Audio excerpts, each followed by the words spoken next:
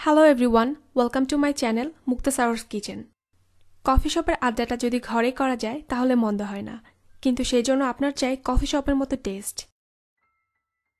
আমার আজকের recipe cappuccino coffee.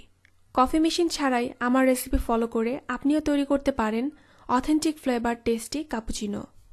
এটি তৈরি করতে উপকরণ লাগছে ইনস্ট্যান্ট কফি 2 চা চামচ, আপনারা যে কোনো ব্র্যান্ডের ইউজ করতে পারেন। চিনি 3 চা চামচ, চিনির পরিমাণটা টেস্ট অনুযায়ী কম বেশি করতে পারেন। ঠান্ডা দুধ 2 চা চামচ, আর লাগছে 250 ml দুধ। প্রথমে কফি, চিনি আর সামান্য দুধ দিয়ে বিট করে মিশ্রণটাকে ঘন করতে হবে। এই কাজটা আমি আপনাদের 3টি পদ্ধতিতে দেখাবো, আপনারা যে কোনো এক পদ্ধতিতে করতে পারেন। প্রথম পদ্ধতি, একটা কাপে আমি কফি এবং চিনি দিয়ে দিলাম, চামচ দিয়ে মিক্স করে নিচ্ছি।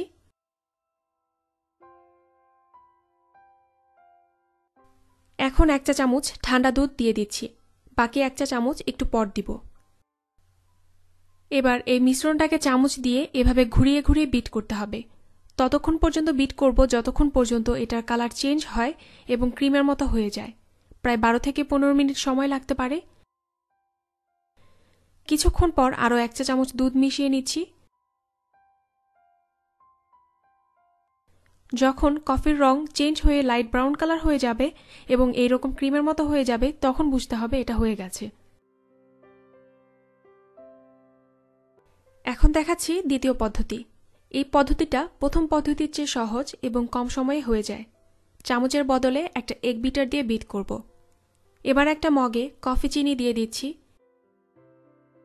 মিক্স করে দিলাম। 2 চা চামচ ঠান্ডা দুধ দিয়ে দিলাম। এবার এগ বিটার দিয়ে জোরে জোরে বিট করব। এটা করতে 6 থেকে 7 মিনিট সময় লাগবে।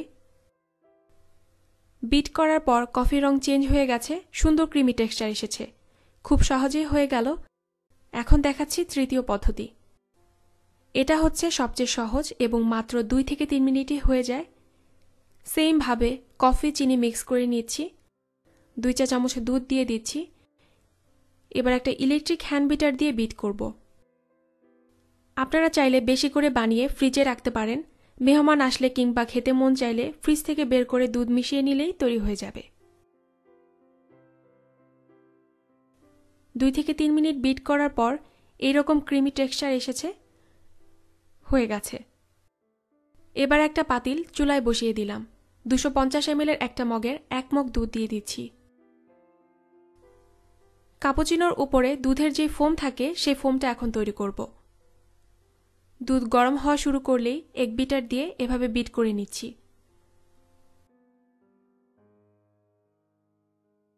এভাবে বিট করলে উপরে ফোম তৈরি হয়।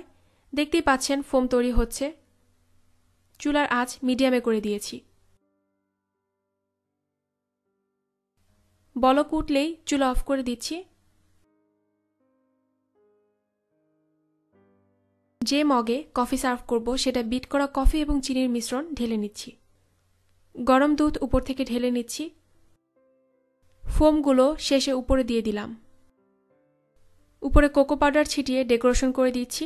খাওয়ার সময় চামচ দিয়ে হালকা মিক্স করে এনজয় করুন মজাদার কাপুচিনো।